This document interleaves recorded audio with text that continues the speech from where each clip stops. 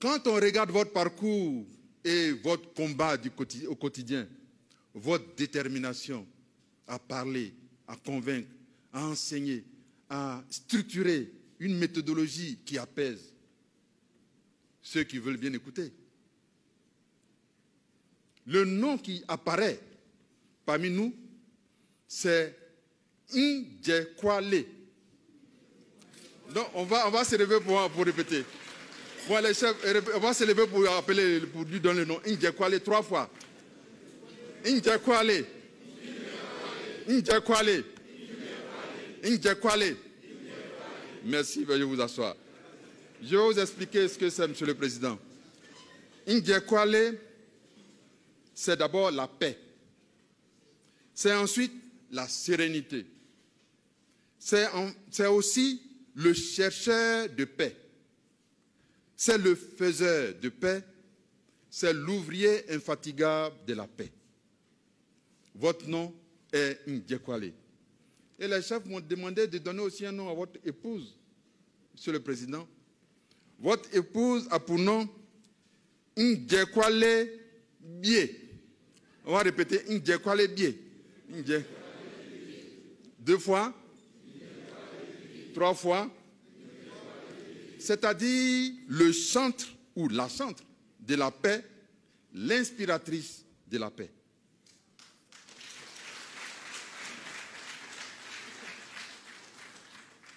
Je reviens à mon 3e devoir. J'étais au 2e, je reviens au 3e. Ils m'ont demandé de vous prier d'accepter les attributs de votre statut de chef traditionnel. Après plusieurs concertations, au regard de ce que aujourd'hui c'est votre anniversaire, nous allons vous les présenter sans vous les porter. Exceptionnellement, sans vous les porter.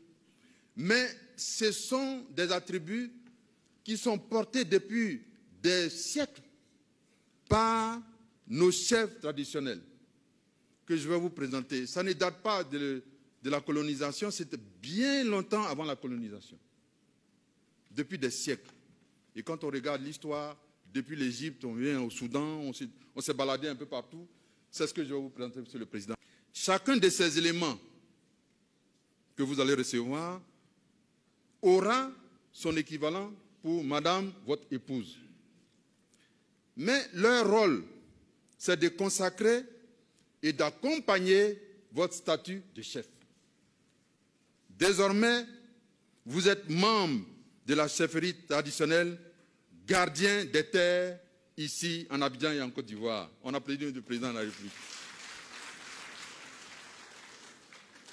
Excellent Monsieur le Président de la République, à présent que vous êtes un des nôtres, plus qu'hier, nous vous convions à considérer durant toute votre vie que nous serons en Côte d'Ivoire et en Afrique le noyau dur et indissoluble du soutien dont vous aurez besoin.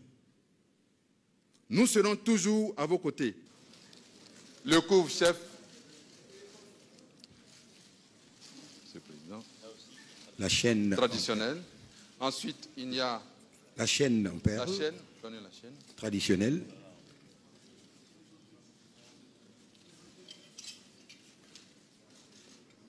Voici la chaîne.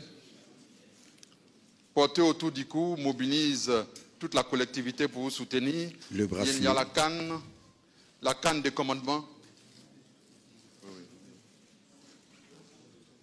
Oui. Avec l'éléphant. Et le chasse-mouche qui vous inspire dans les bonnes décisions en éloignant les décisions qui peuvent vous gêner pour le futur. En peau d'animal. En toile d'animal. Voilà. Monsieur le Président, il y a l'équivalent pour votre épouse. Monsieur le Premier ministre, en votre nom, voici ce que nous venons de remettre à Monsieur le Président de la République française. Sous vos applaudissements. La famille, l'Africain est très grave. Nous sommes très, très graves. Soyez les bienvenus sur notre chaîne YouTube. Je m'appelle Mr. A. Rao. N'hésitez pas de vous abonner, liker, partager. surtout vos avis dans les commentaires. Je vais également vous laisser regarder une réaction du Burkina Faso sur le décès tragique de notre frère Alino Faso. Le président Emmanuel Macron a fait quoi concrètement pour mériter tout ce que vous venez de voir? Voici la suite pour vous. Bonjour à tous. Je crois que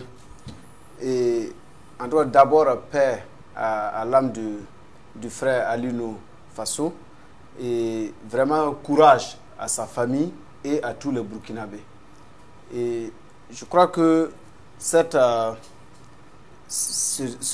enlèvement qui date du 10 janvier 2025 fait très mal dans un pays qui se dit très démocratique, et comme la Côte d'Ivoire, qui défend la démocratie française, occidentale, contre bien sûr des gens, les pays de l'AES, notamment le Burkina Faso, qui a décidé de prendre sa destinée en main et de se véritablement tracer son chemin, en dehors donc de ces carcans imposés à nous depuis des années. Je crois que cet enlèvement, c'est un enlèvement, parce que, à ma connaissance, sauf s'il y a des informations contraires, et le frère Alino Faso n'a jamais été convoqué. Il n'a pas convoqué devant un procureur. Et c'est dans ce pays donc dit démocratique qu'on voit des enlèvements. Des gens, quand on enlève, on fait de ce qu'on veut, en violation de toutes les règles de protection des droits humains. Je pense que également, s'il avait été entendu, s'il avait été, en tout cas on l'avait convoqué pour dire voilà ce qu'on te reproche, monsieur Christophe Traoré, et c'est pourquoi vous devez répondre de vos faits, et qu'il ne l'a pas fait, là justement il y avait un problème. Mais le régime ivoirien a décidé d'être dans une logique sanguinaire et de ne jamais changer sa façon de traiter avec les pays de l'AES, de traiter nos citoyens. Et tout rapprochement avec le pays de l'AES, avec un président de l'AES, tout patriotisme, en tout cas, est combattu avec ce régime-là, avec la dernière énergie. D'accord, docteur Ido. Oui, je crois que, comme vous l'avez dit dans le titre, c'est un assassinat politique. C'est politique, c'est une provocation. C'est pour tester les pays de l'AES, mais c'est aussi pour dissuader les soutiens du président Ibrahim Traoré et de tous ceux qui soutiennent la révolution progressiste et populaire. Et ça vient dans un contexte où le président Ouattara annonce sa candidature depuis Paris. Il n'était pas en Côte d'Ivoire quand il annonçait. Est-ce une stratégie pour créer un tohu-bohu entre les deux pays, pour que les Ivoiriens oublient? Il était revenu en Côte d'Ivoire quand même. Non, il était revenu en Côte d'Ivoire, puisque c'était un mardi et il y a eu le Conseil des ministres. D'accord, on vérifiera parce que... Jusqu'à preuve de contraire. Jusqu'à preuve de contraire. Alors, ou encore, est-ce que c'est un besoin sacrificiel, comme il aime le faire? C'est toutes ces questions qu'il faut se poser. Sinon, moi, je ne peux pas comprendre qu'on tue un civil aux mains nues. En l'accusant, dès le premier moment, on l'a arrêté parce que, selon eux, il était venu filmer la villa, la résidence du président Ouattara. Mais c'est que la résidence d'un président qu'on ne peut pas filmer. Et déjà, il y a des mesures de sécurité.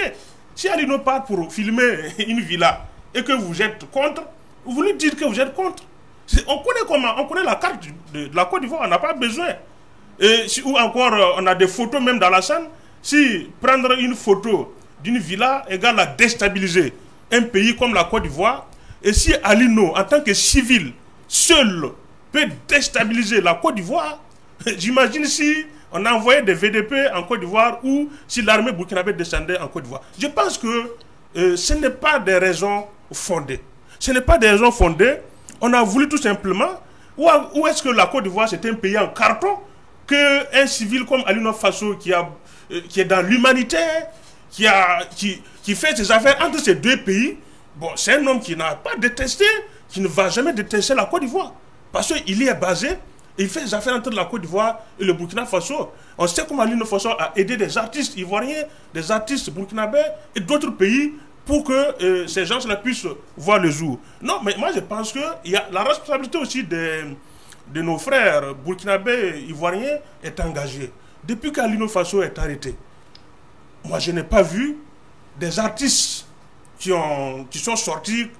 On sait comment les militaires ivoiriens, les 49 gendarmes arrêtés au Mali, on a vu comment les plateaux télé en Côte d'Ivoire ont cherché, ont voulu casser les tympans des gens, et ça a contribué effectivement à résoudre le problème.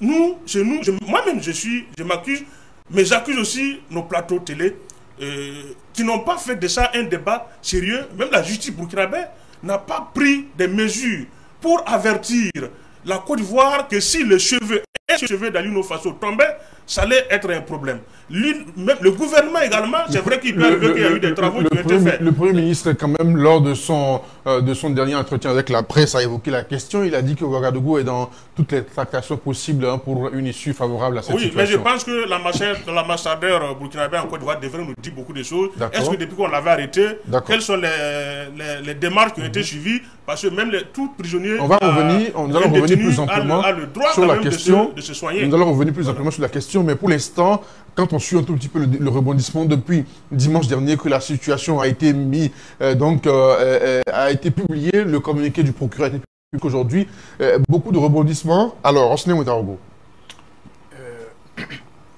Je voudrais emprunter les mots introductifs du docteur pour saluer la mémoire de notre cher frère patriote Alino Faso.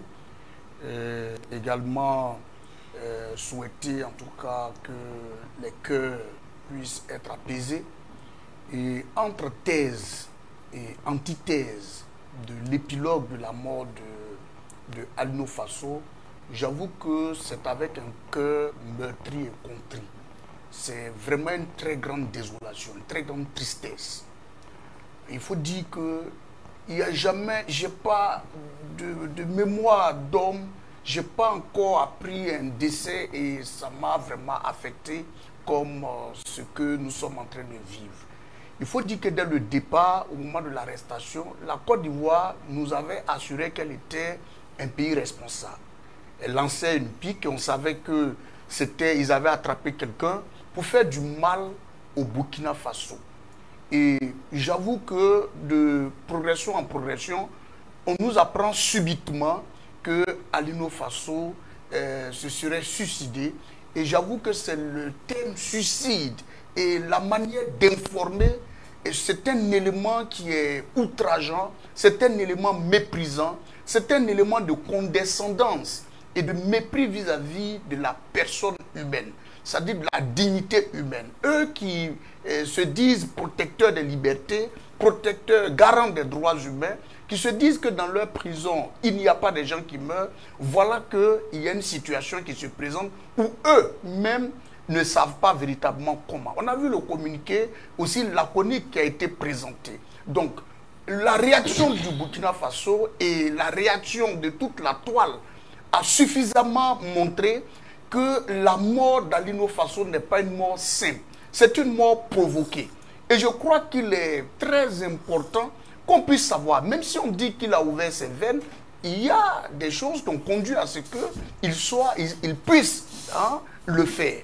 Et j'avoue que c'est vraiment avec consternation, c'est vraiment avec tristesse, avec peine que nous apprenons cette situation et j'espère que nous y reviendrons pour beaucoup plus de détails là-dessus. Capitaine Almissi. Oui. La question est de savoir est-ce qu'il s'agit là de circonstances politiques qui entourent sa mort ou bien c'est un assassinat politique ou un suicide. Ma réponse est c'est un assassinat politique. C'est un assassinat politique et je vais aborder cette situation à travers deux démarches. D'accord. La première démarche, c'est la forme du communiqué, la forme administrative du communiqué. Le communiqué est sans numéro et il n'y a pas d'entête.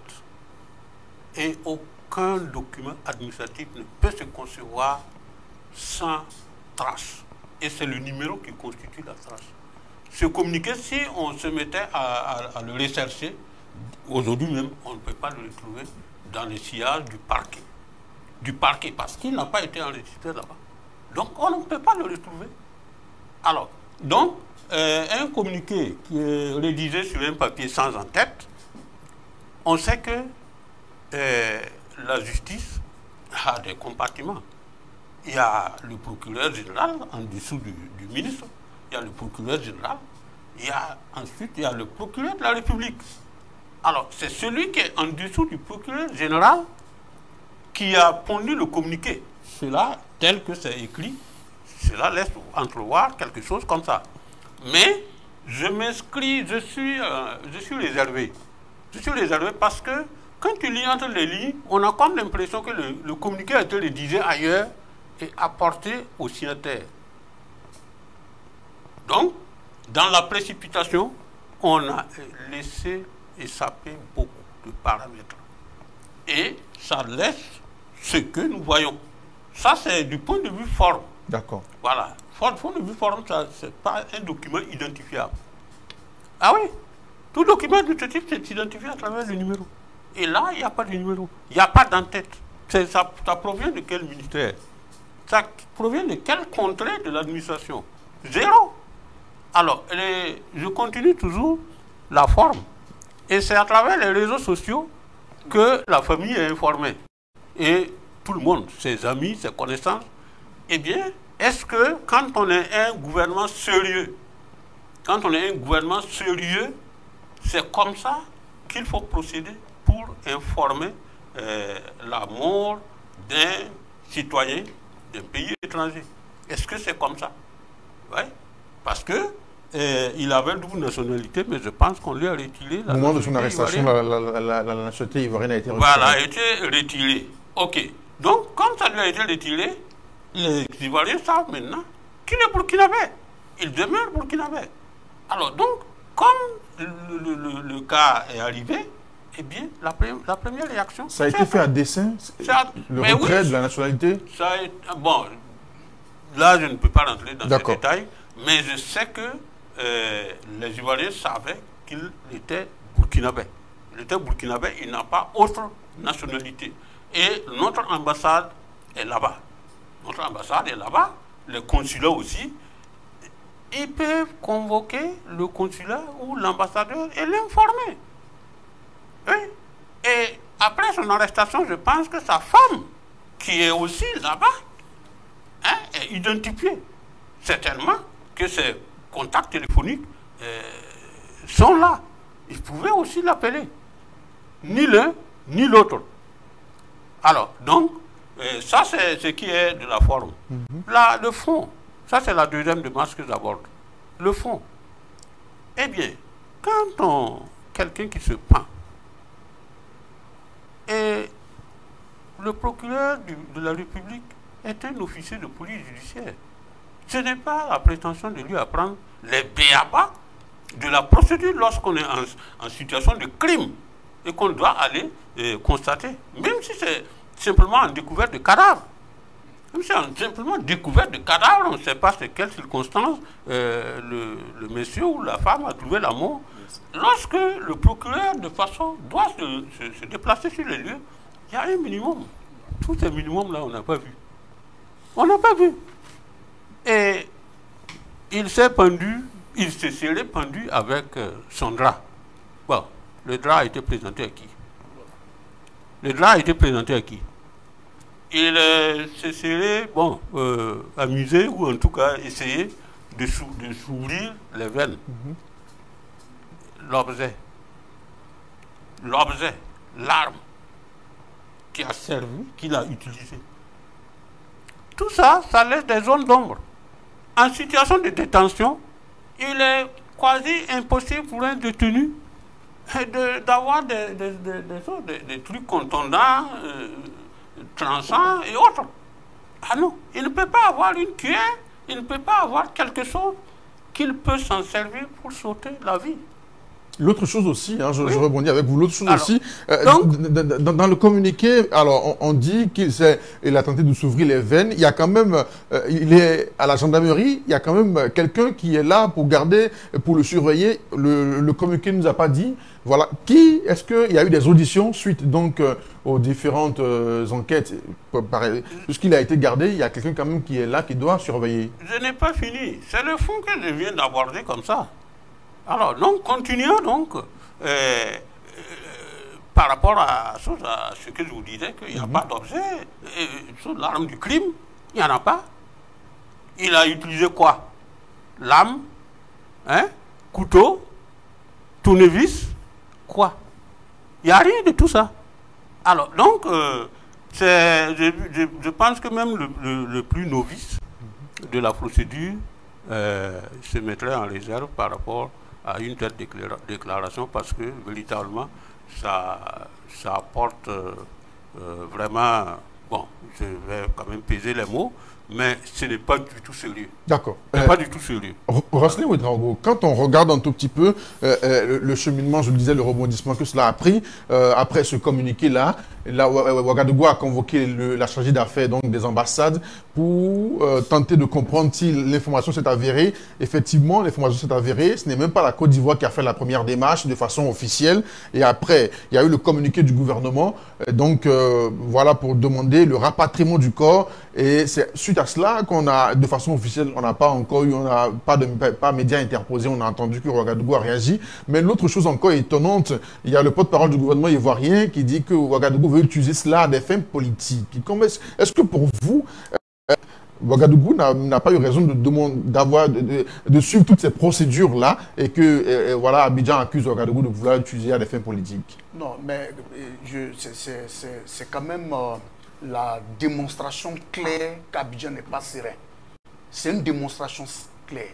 Si vous regardez même ce dernier, ce jour-là, lorsque la question lui a été posée, son attitude montre quelqu'un qui n'est pas serein par rapport à la problématique qui lui a été posée. Parce que, évidemment, quand vous mentez dans la précipitation, il y a des choses que vous ne pouvez pas véritablement couvrir.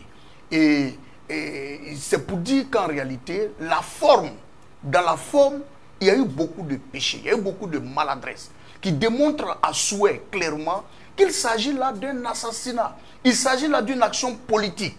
Et il faudrait que nous puissions nous y inscrire. Le contexte, c'est ça. Il faut se dire que nous sommes dans un contexte de guéguerre entre les autorités d'Abidjan et les autorités de Ouagadougou. Donc, il n'est même pas normal, il n'est même pas indiqué, il n'est pas bienséant que ce soit le Burkina qui apprenne par des voies des réseaux sociaux que de ses compatriotes qui avaient été arrêtés, incarcérés, aient trouvé la mort. Et que l'État ivoirien n'ait pas pris la peine de lui signifier par les canaux officiels dont nous connaissons, et eux, ils connaissent très bien. Donc, si le Burkina rebondit, et la Côte d'Ivoire a la réponse qui a été donnée, le journaliste lui pose la question, est-ce que cela ne va pas aggraver la tension qu'il y a? Il dit, mais que la situation est déjà plus à son summum. Donc, il se dit, ils sont dans une situation de belligérance. Et où moi j'apprécie en tout cas l'attitude de nos autorités, quand vous prenez le discours, vous prenez le communiqué, c'est un communiqué suffisamment responsable et mûri. Et le canal qui a été utilisé est un canal officiel. Celui qui a lu le discours est quand même le porte-parole du gouvernement. Et nous savons très bien que c'est la position de l'État de Burkina Faso par rapport à la situation qui se présente. Donc, si un porte-parole sort et puis esquive la question, nous comprenons que c'est un acte de représailles. Je ne sais pas représailles par rapport à quoi. Je ne sais pas représailles par rapport à quoi, par rapport au Burkina, parce que jusque-là, on n'a pas encore appris qu'il y a eu une annexion de la Côte d'Ivoire de la part du Burkina. On n'a pas appris que les autorités burkinabées ont posé des actes de maladresse vis-à-vis des autorités ivoiriennes. Ils ne nous ont pas dit, sauf que nous avons appris lors de l'arrestation de Alino Faso qu'il serait arrêté. Mais le motif de l'arrestation est un motif politique, puisqu'on dit que Alino Faso serait en coopération étrangère pour déstabiliser la Côte d'Ivoire. Donc, il s'agit là d'un mobile politique. Donc, pour moi, cette crise-là dit qu'on l'utilise à des fins politiques. Je ne sais pas de quel est l'enjeu politique. Pourquoi est-ce que le Burkina, c'est eux d'ailleurs qui ont tué Alino Faso. Ce n'est pas le Burkina. Donc on n'a pas encore démontré que Alino Faso serait parti en Côte d'Ivoire par l'État du Burkina Faso. Alino serait installé en Côte d'Ivoire parce qu'il avait des activités économiques dans ce pays. Connu au vu au sud de tous. Connu et vu au sud de tous. Maintenant, est-ce que parce qu'il s'appelle Traoré, est-ce que parce qu'il soutient les autorités du Burkina, que cela voulait dire qu'il est envoyé par le Burkina Faso? Je pense que c'est un pas dangereux à franchir et à documenter pour un État sérieux quant à la liaison entre les autorités burkinabées et Alino Faso. Docteur, il voulait réagir rapidement. Oui, je voulais réagir rapidement. C'est pour rebondir un peu dans le sens du capitaine. Dans une gendarmerie, moi je ne sais pas à quoi on peut accrocher un drap pour se pendre. Parce que toutes les dispositions sont prises pour qu'il n'y ait pas d'objet auquel on peut s'accrocher un objet pour pouvoir se pendre. C'est quel type de drap, effectivement, qu'on peut utiliser? Effectivement, il a parlé de l'objet qu'on peut utiliser pour couper. Donc tout ça, ça montre qu'en réalité, le problème, c'est un faux problème. Et maintenant, quand on n'a pas besoin d'un citoyen d'un pays chez vous, on n'a pas besoin de le tuer. On le rapatrie. On a le cas, par exemple, de... Non, le plus, c'est l'expulser. Oui, on laisse plus. Si on laisse plus, il rentre chez lui. Et on a des exemples, parce que Ouago Kone, qui était en France, on lui a dit de partir chez lui. Il y a Nathalie Yam, qu'on a refusé, voilà, on dit de rentrer. Donc, je ne peux pas comprendre que vous attrapez un civil, vous dites qu'il n'est pas, vous n'êtes pas en bon terrain avec lui, ou encore il veut déstabiliser votre pays, et vous le tuez. Ça, c'est un faux problème. Et voici une autre question. Alors, vous, depuis le 10 janvier, vous avez arrêté quelqu'un.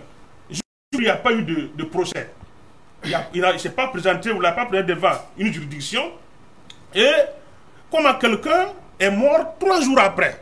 C'est après 3 jours que vous sortez un communiqué. C'est dit que vous n'avez même pas respecté la mémoire d'Alino Faso. C'est des foutaises à l'endroit de son pays. Sur 3 jours, le minimum, le jour où il est décédé, automatiquement, on saisit sa famille et une délégation devrait aller rencontrer l'ambassade du Burkina Faso pour présenter ses excuses et montrer des circonstances dans lesquelles, et même, on ne pouvait pas faire des démarches sans que l'ambassade du Burkina soit impliquée. Et donc, je crois que, et quand ils disent, aujourd'hui, vous continuez de garder le corps d'Alino Faso pour des fins politiques, et c'est vous qui criez encore que le Burkina Faso a fait un communiqué et pour utiliser la situation du décès d'Alino Faso à des fins politiques. Qui réellement utilise cette affaire d'Alino Faso pour des fins politiques? C'est la Côte d'Ivoire. Alors, docteur Gao Sounebi, est-ce que pour vous, il y a des non-dits sur voilà, ce décès? Ça dit quand on suit un tout petit peu la situation, on se dit qu'il y a une sorte de mystification ou de mythe dans la situation. Oui, c'est assez clair. Hein? Mais avant de répondre précisément à cette question, reconnaissons que l'État ivoirien, le régime actuel, se fout mal de tout le monde. Parce que quand vous regardez, 49 militaires ivoiriens et gendarmes ont été arrêtés au Mali. Et le communiqué, les Ivoiriens, le porte-parole ivoirien est sorti dire que comment 49 militaires peuvent déstabiliser tout un grand Mali, le Maliba. Donc, pour dire qu'il faut purement et simplement les faire revenir. Il faut dire qu'entre-temps, ils ont été arrêtés sur leur pièce d'identité. Ils n'étaient pas des militaires, il y avait des mécaniciens, il y avait voilà, de ils ont dit que c'est 49, mais les identités, ce sont des hommes de tenue. Et malgré tout, les Ivoiriens ont dit que ces 49-là ne peuvent pas déstabiliser tout un État. Comment se fait-il donc qu'un seul individu, un civil de surcroît, puisse inquiéter, déstabiliser la Côte d'Ivoire? Si on leur retourne la même question. Donc je pense qu'à ce niveau, et chez nous, nous avons également pris 5 gendarmes ivoiriens. Le régime actuel, notre président a bien voulu les remettre aux Ivoiriens. C'est pourquoi je demande s'il n'y a pas de non-dit sur cette situation. Et la preuve en est que, il semble, je pense que c'est une information qui circule, le procureur général est introuvable à Abidjan aujourd'hui. Voilà, le procureur de la République est introuvable. Ça c'est un. Deuxièmement, le gendarme qui surveillait le frère Alino Faso, il a été assassiné, sa femme aussi. On a vu sur les réseaux sociaux, mais ce n'est pas encore très officiel. Non, mais ils ne vont pas le dire sur les réseaux sociaux parce qu'ils n'ont pas intérêt à se dévoiler.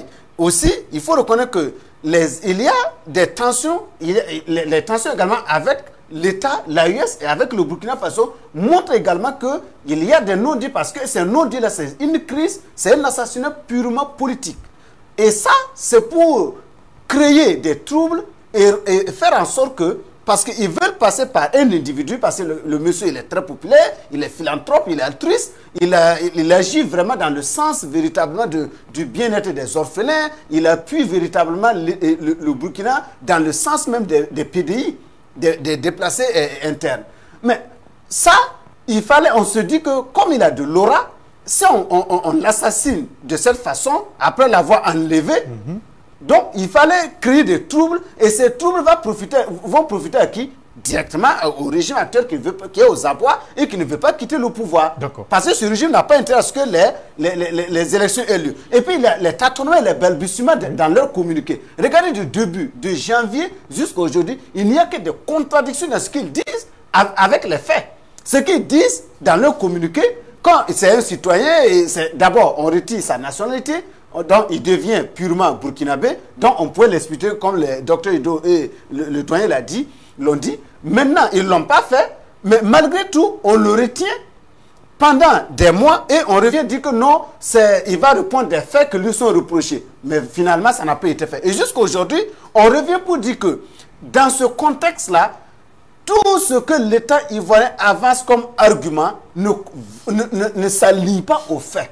Et c'est pourquoi justement, je salue véritablement le fait que notre justice, même si c'est tardivement, ait pris la décision d'aider la famille à ce que la lumière soit faite dans cette affaire. D'accord. Mon capitaine, l'autre chose, c'est vrai qu'il y a le gouvernement burkinabé qui a, je le disais, rejeté toute thèse donc de suicide. On parle d'assassinat. Le procureur également en a parlé. Mais pourquoi Abidjan peine-t-il à lever le doute de l'assassinat? Oui, c'est une volonté affichée de naviguer dans des eaux troubles. C'est ça. On ne peut pas réveiller quelqu'un qui ne dort pas. C'est fait à dessein, depuis son arrestation, qui est politique. Et après, c'est sa liquidation qui s'en est suivie. Donc, tout est politique. Roselyn Ouedraogo, je vous pose la même question. Pourquoi aujourd'hui les autorités ivoiriennes peinent-elles à lever le doute de l'assassinat? Le procureur du Faso en a parlé, le gouvernement en a parlé. On parle d'assassinat, mais voilà, pour la Côte d'Ivoire, bon, on s'en tient au communiqué et plus rien après. Mais je pense que la réponse même se trouve dans les faits qui sont présentés. Parce que la Côte d'Ivoire n'a pas intérêt aujourd'hui que nous puissions avoir le corps. Parce que la vérité va se faire savoir. Donc, il y a lieu de tourner, de naviguer dans des eaux. Moi, je ne pense pas véritablement que les autorités ivoiriennes, dans leur première intention, étaient de tuer Alino Faso. Je ne pense pas, je ne crois pas à ça. C'est un homicide? Non, j'en viens. Je veux dire, dans la première des démarches, ce n'était pas que ça se passe comme cela. Malheureusement, ça s'est passé et dans leurs mains. Donc, aujourd'hui, quel est l'argument? Et regardez, on dit qu'il serait mort depuis telle date. Et c'est après 3 jours qu'on nous informe. Vous comprenez que pendant ces jours, on cherche à couvrir le crime. On cherche à effacer les pistes. Mais vous savez, on ne peut pas tuer un être humain. Ce n'est pas un cheval, ce n'est pas un âne. Vous ne pouvez pas le faire sans qu'il y ait des traces. Vous allez voir, même la question qu'on est en train d'éluder, vous avez vu que à la question du journaliste de savoir, allez-vous répondre à la demande du Burkina Faso de recevoir le corps, il n'a pas répondu à la question. Donc Abidjan n'est pas prête aujourd'hui à répondre à cette doléance-là. On se pose la question. Elle n'est pas prête. On se pose la question, je reste avec vous. Oui. Finalement, où est le corps d'Alino Faso? Voilà. Finalement, où est le corps d'Alino? Parce que si nous avons le corps, la vérité va se savoir. Et aujourd'hui, quand ils disent que nous, on l'utilise à des fins politiques, je pense qu'eux-mêmes, ils ont créé une situation qui est en train de eux-mêmes les desservir. Parce que si vous regardez, tous les grands partis se sont saisis de la question. Tous les influenceurs qui ont des auras se sont saisis de la question.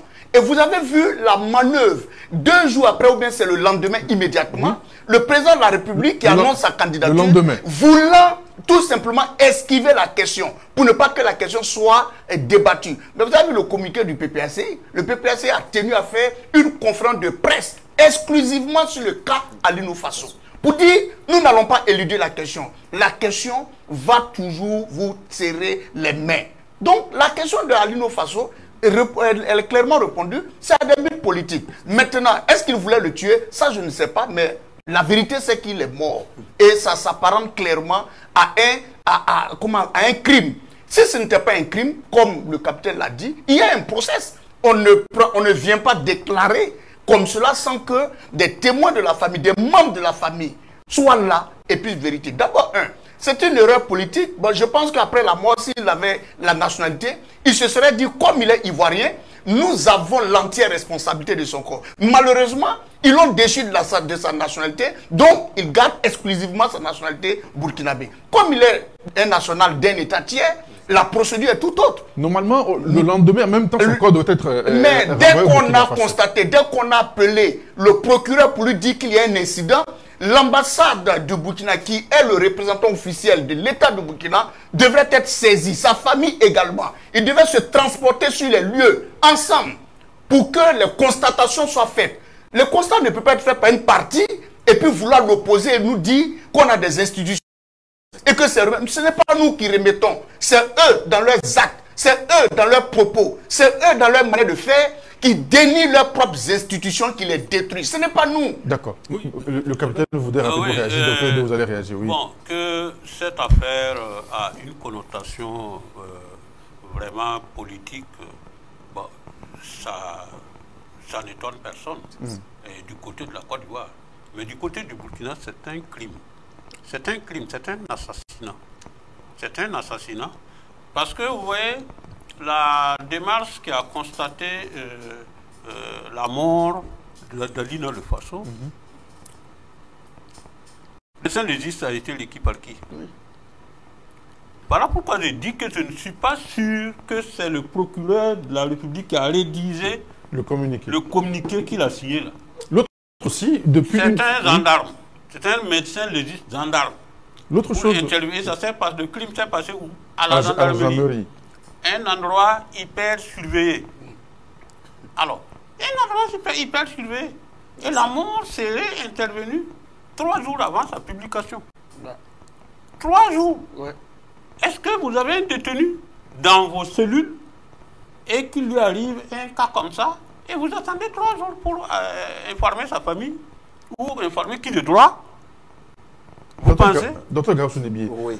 Alors, bientôt une semaine déjà que le gouvernement burkinabé demande le rapatriement du corps d'Alino Faso. On a vu les OSC qui ont demandé, jusqu'aujourd'hui, il n'y a pas de rapatriement. On se demande finalement le corps d'Alino Faso. Bon, est-ce que ce n'est pas aussi une question qu'il faut se poser? Oui, c'est une question très pertinente. Oui, très l'État ivoirien actuellement est criminel. Voilà, mais ce ne sont pas des criminels professionnels, hein, parce qu'ils tentent de masquer les pistes, mais n'arrivent pas. C'est du tâtonnement. Regardez bien, ils arrivent, tous ceux qui peuvent témoigner, d'abord même dans cette affaire, sont en train d'être coincés. Pour ne pas dire qu'ils ont disparu déjà. Et quand vous regardez ce que l'État ivoirien est en train de... Le corps actuellement, moi je pense que le corps de Alino Faso, l'État ivoirien ne peut plus le remettre aujourd'hui. Parce que rien ne prouve que ce corps-là, le monsieur ne soit pas mort il y a de cela plus d'1 mois. Il n'est pas ivoirien quand même. Il n'est pas ivoirien, mais il ne peut pas, puisque les conditions et la façon dont certainement ils ont traité le corps, et parce que moi je pense que c'est un crime même satanique. À part du moment où c'est un crime satanique, parce que ce sont des gens, ils sont dans des rituels, là où prospère l'homosexualité, là où prospèrent, par exemple, des comportements qui vont contre véritablement, qui vont à l'encontre de notre morale, de notre façon de vivre, ces gens-là sont plongés dans des rituels satanistes. Et ça, justement, rien ne prouve que ce corps-là. Prenez le corps de Lumumba, comment ils l'ont fait? Ils l'ont noyé dans l'acide.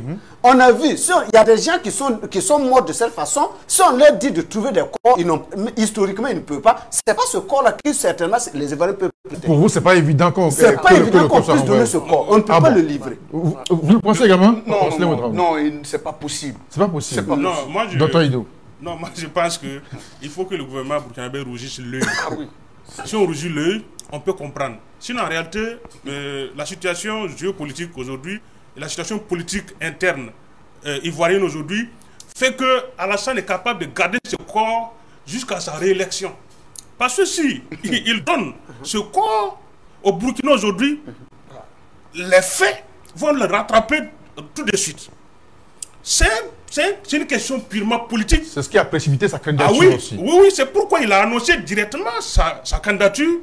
6 mois, un civil avec tout l'arsenal qu'on a vanté, franco-ivoirien, vous ne pouvez pas démontrer les faits qui sont reprochés à Alino Faso. Un civil, 6 mois, vous ne pouvez pas dire les choses réellement qui sont reprochées à Alino Faso. Et du coup, il y a la question du député malien. Donc, il tente par tous les moyens pour créer des problèmes avec l'AES pour atteindre son objectif. Et j'interpelle. Il faut que le gouvernement burkinabé sorte de la gentillesse. Parce que ce corps-là, c'est un corps qui est utilisé pour des fins purement politiques. Et il faut également que la jeunesse ivoirienne comprenne une chose. Si la jeunesse ivoirienne ne se lève pas, Alassane est en train de faire en sorte que l'histoire africaine soit écrite sans la Côte d'Ivoire. Vous pensez aussi... Et nous allons avancer. Vous pensez aujourd'hui aussi hein, que le Code d'Alino Faso, le gouvernement burkinabé l'a demandé et la Côte d'Ivoire n'est pas totalement prête pour l'envoyer? Bien sûr, la Côte d'Ivoire ne veut pas. Sinon, si la Côte d'Ivoire voulait donner le corps d'Alino Faso, il est décédé. Si réellement c'était un décès qui a surpris le gouvernement ivoirien, il y a des démarches africaines qu'il faut entreprendre. Il faut montrer qu'on est désolé. C'est une situation qui nous dépasse. Mais on a senti que c'était un calcul qui a été bien fait et les gens sont prêts à garder ce corps pour atteindre leur objectif. Le Burkina ne va pas avoir le corps d'Alino Faso si réellement on reste dans cette démarche-là parce que les gars sont déjà très loin. Alino Faso n'est pas peut-être décédé à la date qu'on nous a annoncée. Évidemment. Puis il a été torturé parce qu'en réalité, les réformes qu'on avait eues, c'est qu'on lui avait dit de dire des choses qu'il n'avait pas l'intention de faire. On lui avait écrit des bouts de papier pour qu'il lise et on allait le filmer pour dénigrer le président Ibrahim Traoré, d'insulter le Burkina Faso et l'AES. Ce qu'il n'a pas fait. On nous enseigne une dignité, le patriotisme. Le courage. Même s'il est mort avec une dignité. C'est vrai, on est désolé. On n'a pas souvent envie de faire des éloges à titre posthume, mais il faut que nos gouvernants prennent des mesures que prochainement, on ne souhaite pas que ça arrive qu'on attrape un patriote. On avait accusé Alino passé qu'il est venu pour soutenir ou pour déstabiliser la Côte d'Ivoire dans les intérêts du capitaine Ibrahim Traoré ou de l'AES. C'était à l'AES de sortir. Puis si on dit que vous avez envoyé quelqu'un, du coup ça devient un dossier politique. Il fallait sortir. De façon officielle, il n'y avait pas encore de charge contre lui. C'est pour ça que rien n'a été fait. Mais en réalité, ils ont utilisé les médias ou les réseaux sociaux. C'est pourquoi nous aussi, j'ai dit, la communication doit changer. Si les gens utilisent des canaux, utilisez les mêmes canaux et faites pire ou mieux qu'eux. D'accord. Mon capitaine, aujourd'hui, est-ce que vous pensez également que la Côte d'Ivoire n'est pas prête à rapatrier le corps d'Alino Faso? Parce que ça fait déjà presque une semaine hein, que Ouagadougou a demandé le rapatriement de ce corps parce qu'il n'est plus ivoirien. Oh, c'est dès les premiers instants de sa mort hein, que la volonté ivoirienne est de faire en sorte que le corps ne soit jamais remis au Faso. Oui. Parce que ça dépend des circonstances qui entourent sa mort. Et sa mort, c'est un assassinat. C'est un assassinat. Vous voyez la manipulation, la gymnastique hein, qui entoure les faits. Après qu'on a constaté que le gars ne vit plus, si ça les avait surpris, comme lui l'a dit, il y a une démarche à suivre. C'est ça. Hein? Passer un communiqué lapidaire dans les réseaux sociaux, ça déjà c'est de la provocation. C'est de la provocation. Ils sont partis de provocation en provocation. Donc moi je ne pense pas qu'un jour, à moins que les restes mortels, mais on ne peut pas avoir le corps d'Alino Faso ici. On ne peut pas. Une dernière question en tout de temps. La Côte d'Ivoire n'est pas dans la logique de nous livrer le corps. Je commence avec vous, mon capitaine. Alors, le communiqué du gouvernement dit le corps, la mort d'Alino Faso ne restera pas impuni. C'est la conclusion du communiqué du gouvernement du Burkina Faso. Alors, quand on sait, après analyse hein, de la situation, de comment la Côte d'Ivoire gère cette situation, à quoi doit-on s'attendre pour que aussi Ouagadougou puisse exiger le rapatriement des corps? Et qu'est-ce que cela implique? Bon, reprenez la question. La mort d'Alino Faso ne sera pas impunie. Oui. C'est le communiqué du gouvernement Et burkinabé. j'y souscris, parce que c'est pas, on ne peut pas tolérer ça. Il faut, même dans des années à venir, il faut que ces faits-là soient élucidés. So, Ouagadougou doit tout faire pour que... Ouagadougou doit tout faire pour qu'on ait la visibilité dans ce qui est arrivé à notre compatriote. Quelle que soit la situation. Quelle que soit la situation. Sinon, il y a d'autres Burkinabés qui sont en Côte d'Ivoire. Docteur Gaussou Ndébi. Oui, et ce crime ne restera pas impuni. En tout cas, c'est ce que a laissé entendre notre gouvernement. C'est vraiment salutaire, mais ce ne sera pas avec ce gouvernement qui est à la tête, avec ce gouvernement ivoirien dirigé par le président Alassane Dramane Ouattara. Ce n'est pas évident.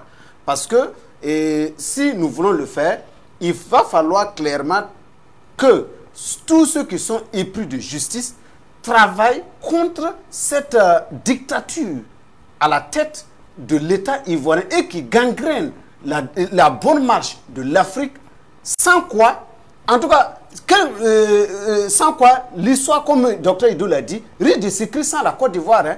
Voilà, l'histoire africaine va s'écrire. Mais il va falloir que la jeunesse africaine travaille, ivoirienne notamment, travaille à ce que véritablement, à la tête de l'État ivoirien, il y ait véritablement des gouverneurs dignes de représenter ce pays-là, en tout cas qui est un pays stratégique pour l'Afrique de l'Ouest. Là, ça demande que notre État mette toujours du sérieux. L'AIS met du sérieux pour protéger, comme je l'avais dit tantôt ici, nous l'avons souligné ici, il faut protéger à l'avant tous ceux qui défendent l'AIS. Parce que ces gars-là ne sont pas là pour s'amuser. S'ils sont là, on n'a pas là pour pleurer nos héros à titre posthume. Il faut les protéger. Il faut les avoir dans notre collimateur. Je profite de ce micro-là pour dire... Rapidement. Le Malien, le député malien qui a été arrêté en Côte d'Ivoire. Gassama, Awa Gassama. Oh, ok, jusque-là, où en sommes-nous? Donc, c'est des cas comme ça pour dire non, le monsieur, voilà, il est décédé. On ne le souhaite pas. Donc, il va falloir clairement hausser le ton envers ce régime ivoirien-là. Mais il faut travailler pour que cette dictature-là quitte. Docteur Ido. Moi, je crois que le plus grand défi lancé au peuple burkinabé, au gouvernement burkinabé, à l'AIS, c'est de tout faire pour avoir le corps d'Alino Faso. Tout faire. Tout. Si on n'a pas eu le corps d'Alino Faso, c'est une honte que l'histoire retiendra. Et je sais que la Côte d'Ivoire est dans une logique de nous humilier à travers ce corps. Par tous les moyens, il faut qu'on ait le corps d'Alino Faso pour faire des obstacles dignes. On ne peut pas faire des obstacles sans le corps d'Alino Faso. L'histoire retiendra. Et je demande encore qu'on érige Alino Faso en héros national. Qu'on donne son nom à des édifices, à des grands centres, des bibliothèques, des universités. C'est un patriote. Il ne faut pas laisser le soutien comme ça dans les mains des impérialistes qui malmènent comme ils le veulent. Que désormais, si on agresse un soutien, un citoyen de l'AIS, que l'AIS sorte un communiqué conjoint et affirmer clairement que si un cheveu tombe, ça sera une guerre déclarée. C'est comme ça qu'on va se faire respecter. D'accord. Moi, je commencerai par là où il a terminé. Parce que nous étions en plein développement. Mais il faut se dire que nous avons une position qui est timorée et qui est molle. Il faut que nous puissions durcir le ton. Le ton doit être donné. Et le message doit être très clair. On doit envoyer un message très clair à la Côte d'Ivoire. Le fait que le communiqué dise que la mort d'Alino Faso ne restera pas impunie, ça c'est déjà une très belle affirmation. Et nous savons très bien, quel que soit le temps, et nous devons travailler par tous les moyens, je dis bien, je parle par tous les moyens, pour que le régime de Ouattara là, ne puisse plus succéder à lui-même. Ça, c'est déjà le premier message. De sorte à ce que, et là, si le régime tombe, c'est sûr que toutes les têtes qui étaient au devant de cette affaire seront jugées. Et nous allons demander à la Côte d'Ivoire de les ramener. Là où ils vont se trouver, le Burkina doit faire en sorte, quel que soit le pays où ils se trouvent, nous devons les traquer. Nous devons dès à présent les identifier. C'est sûr que la Côte d'Ivoire ne va pas organiser une justice pour juger. Elle ne le fera pas. Mais c'est à nous de dire, vous nous piétinez, mais à l'usure, on vous aura. Et c'est ça doit être le message clair qui doit être envoyé à la Côte d'Ivoire. 10 secondes, rapidement. Non, c'est 10 secondes. Ce que je veux dire, Rapidement. c'est que moi, je pense qu'on n'a pas besoin de s'intéresser au pouvoir d'Alassane. Chaque peuple mérite son président. Si D'accord. Alassane veut faire 1000 mandats de 100 ans, c'est pas un problème. D'accord. Nous, on doit tout faire pour avoir le corps de nos Faso. Point Parce final. qu'en Afrique, tant qu'on n'a pas vu le corps de quelqu'un, on ne peut pas faire les funérailles, on ne peut pas faire le deuil. D'accord, voilà qui est bien dit. On va passer donc à la seconde carte, on n'a plus beaucoup de temps. Alors la seconde carte aborde la nouvelle stratégie des terroristes, l'utilisation de véhicules gonflables pour tromper la vigilance des forces de défense et de sécurité. L'information a été révélée par donc la télévision nationale du Mali avec la collaboration de la technique. On va suivre le reportage et on revient juste après.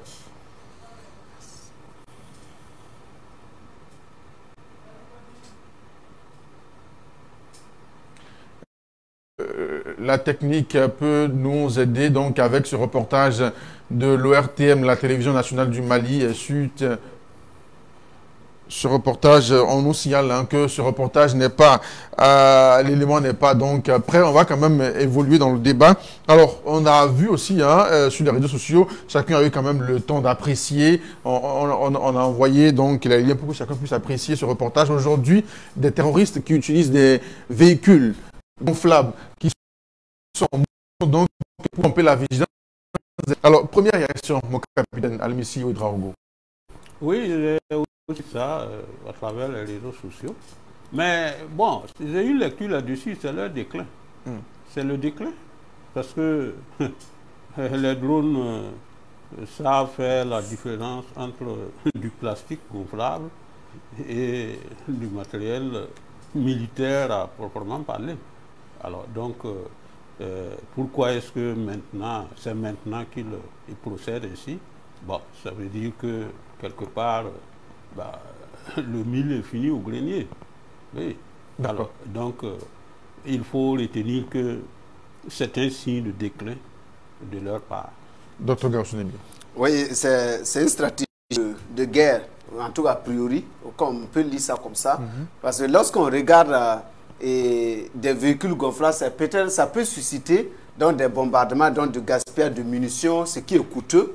Voilà, l'objectif d'ailleurs des terroristes. Voilà, ça coûte cher aux contribuables maliens de l'AIS. Donc je pense que c'est une stratégie de guerre. Mais comme il l'a dit, ça peut n'être pas efficace. Mais ce qu'il faut dire, comme vous l'avez posé comme question, est-ce que ça veut dire qu'ils sont aux abois? Effectivement. Moi je pense que c'est des gens qui n'ont plus, en tout cas qui n'ont plus une force de frappe véritable. Donc il faut utiliser la ruse pour combattre, mais bon, si c'est cette ruse-là, ça ne peut pas aller très loin parce qu'à un certain moment, dès qu'on va descendre les forces sur le terrain, ça ne pourra pas prospérer. Le commentaire que cela suscite à moi, c'est que les terroristes sont, je ne sais pas quel est le mot approprié, c'est pour dire qu'en vérité, leurs stratégies savent qu'ils ont été mis à découvert. Ils ont été mis à découvert. Ils tentent par des moyens d'assurer encore une survie. Ils tentent une renaissance. Donc, mais ça, c'est la première des choses. La deuxième des choses, c'est la preuve qu'il y a toujours des connexions avec des gens derrière. Parce que ce n'est pas fabriqué chez nous. Ces choses ne sont pas fabriquées. Et donc, ça vient, il y a des maîtres penseurs. Il y a des gens qui sont dans des salons feutrés, qui suivent la tactique sur le terrain, qui suivent l'évolution, qui savent que les plans qui ont été orchestrés sont mis à déroute et qui sont en train, dans l'antichambre, de créer d'autres techniques. Malheureusement, cette technique-là a été déjà dévoilée. Bon, nous aussi, nous ajustons. C'est comme quelqu'un le disait, entre l'épée et la glaive, qu'est-ce qui est le plus fort? Chaque fois que l'épée arrive à percer une glaive, on change de tactique. Donc nous aussi, nous changeons de tactique, on les attend de pied ferme. Docteur Ido. Oui, mais il faut rappeler que ce n'est pas une stratégie nouvelle. C'est depuis la Seconde Guerre mondiale que ça a été utilisé. Rapidement, mon capitaine, donc c'est une stratégie qui est beaucoup plus connue de l'armée. Depuis la Seconde Guerre mondiale. Voilà pourquoi je dis c'est pas perdu. D'accord. C'est depuis la Seconde Guerre mondiale que ça a été créé. Nous savons bien détecter voilà. ce qui est réellement et ce qui ne l'est pas. D'accord. Donc ce que je disais, pour la première fois, c'était lors du débarquement des hommes à Normandie en 1944 que les gens ont découvert ça. C'est les États-Unis qui ont utilisé ça d'abord, après les Royaumes-Unis, la France et ainsi de suite. Et il faut dire que c'est des... Même on fait des chars, on fait des avions, on fait même des militaires plastiques. Ah bon? Oui, des militaires plastiques. Et même tout un camp. On peut faire un camp avec des plastiques pour tromper la vigilance des tirs des drones. C'est difficile à détecter, c'est vrai, des drones, ça dépend aussi des qualités des drones. C'est une stratégie, mais en réalité, sémiotiquement, ça veut dire que l'ennemi est affaibli. Il n'y a plus de moyens, puisque le plastique est moins cher que les blindés réels. Donc, c'est une manière de dire qu'il n'y a pas aussi assez d'hommes encore. Ils n'ont plus la ressource humaine nécessaire qu'il faut. Et donc, il faut utiliser ces stratégies-là pour truc. Ce qu'il faut dire, c'est que l'AIS est à féliciter, mais les gens doivent continuer. La guerre n'est jamais finie. Parce que ça peut être une stratégie, tromper les gens, mais je donne une stratégie, je propose que l'AIS continue à développer les patrouilles. La force d'une armée, c'est dans les patrouilles, c'est dans le renseignement, c'est dans la communication. Si vous faites des bases, et que ces bases ne sont pas à mesure de faire des patrouilles à des centaines de kilomètres pour écouter, pour se renseigner, pour pacter ou bien marquer le terrain, en réalité, on n'est pas toujours en sécurité. C'est à féliciter, mais il faut communiquer. Il faut communiquer, il faut renforcer le renseignement. Et c'est à cela qu'on va gagner réellement cette guerre. Merci d'avoir regardé la vidéo du début jusqu'à la fin. N'hésitez surtout pas de vous abonner, liker, partager et surtout vos avis dans les commentaires. Que pensez-vous de tout ce que vous avez vu dans cette vidéo? Ouais. On commence par le président Emmanuel Macron. Il a fait quoi concrètement pour mériter tout ceci? Il a fait quoi exactement pour mériter tout ceci?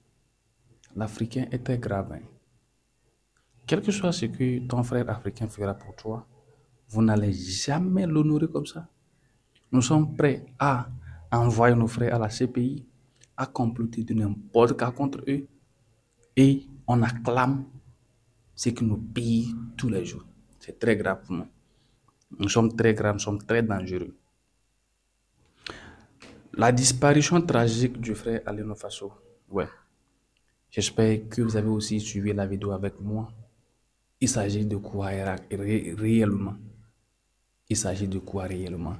Et c'est un message qui est envoyé à certaines personnes, aux journalistes, de se méfier. Quand tu es en Côte d'Ivoire, actuellement, il faut savoir quoi dire sur l'étoile. Parce que dès que tu mets les pieds dans l'espace AES, on peut t'arrêter. Et c'est vice-versa. Et ce n'est pas ça que nous souhaitons pour nos dirigeants. Ce n'est pas ça que nous souhaitons pour nos dirigeants. Nous voulons juste vivre tranquillement, être en paix partout chez nous. Mais le mal est que quoi? Il y a des pays qui ne sont pas encore prêts. Ils sont là pour nous déstabiliser. Ils sont là pour faire reculer la lutte que certains pays mènent. Sinon, les citoyens burkinabés qui sont arrêtés, ils ont fait quoi réellement? La disparition d'Alino Faso, peut-être, ça serait dû à la cause du téléphone, puisque j'ai regardé une vidéo de Johnny Pachoko où il présentait la dernière vidéo d'Alino Faso où il était en train de recevoir un appel avec un ami, il était dans sa cellule, et c'était un appel vidéo. Et il dit oui, c'est bien et bien moi. Je pensais qu'ils écrivaient des textes. La personne voulait confirmer qu'il s'adressait réellement à Alino Faso. C'est là qu'il a lancé un appel vidéo. Alino, personne l'a confirmé. Et peut-être ils ont coupé l'appel et puis ils ont continué les discussions en envoyant des messages écrits. Sûrement, comme ça pourrait se passer, il serait là pour l'officier ou bien le gars qui lui a éliminé. Il serait là pour dire non, où est ton téléphone? On a eu des échos de ce qui se passe à l'intérieur. Et il va dire non, je n'ai pas ça ici avec moi, je n'ai aucun téléphone. Et c'est là, il va commencer à torturer. C'est là ce que moi j'ai regardé, j'ai vu sur les réseaux sociaux. Hein. Ouais. Et il a été torturé, en pensant qu'il pouvait s'éclater. Il dirait A, B, C, D. Et ils ont dépassé la limite normale, ce qui l'a fait passer au-delà. C'est dommage, hein? C'est dommage. Ce qui est sûr, un jour, tous ces pays auront leur liberté. J'apprécie beaucoup Awad Amelo qui avait dit la fois dernière, oui, vous savez, si par exemple, il y a un pays qui n'est pas dégagé, qui n'est pas libéré, qui n'est pas indépendant, et qui est à côté de vous, il vous fera basculer encore en arrière. Si le Burkina Faso, le Mali, le Niger sont libérés et la Côte d'Ivoire et le Bénin est toujours sous les joues de la France, c'est qu'ils vont, les deux pays, le Togo ou bien le Sénégal, ces pays qui sont autour de nous, qui refusent d'accéder à l'indépendance totale, ils vont vous tirer en arrière et vous allez encore rechuter. Ce qui est sûr, les pays de l'Est vont avancer. Ces pays vont avancer et leur développement des deux pays, des trois pays-là, ces développements vont interpeller maintenant certains pays qui refusent catégoriquement de bouger. Et je pense qu'ils vont commencer à manier les choses chez eux. Et peut-être par la chance, par la grâce et par le courage d'un citoyen, tout peut basculer et tout va aussi changer dans ces pays. C'est notre prière pour ces pays. Merci et on se capte à la prochaine.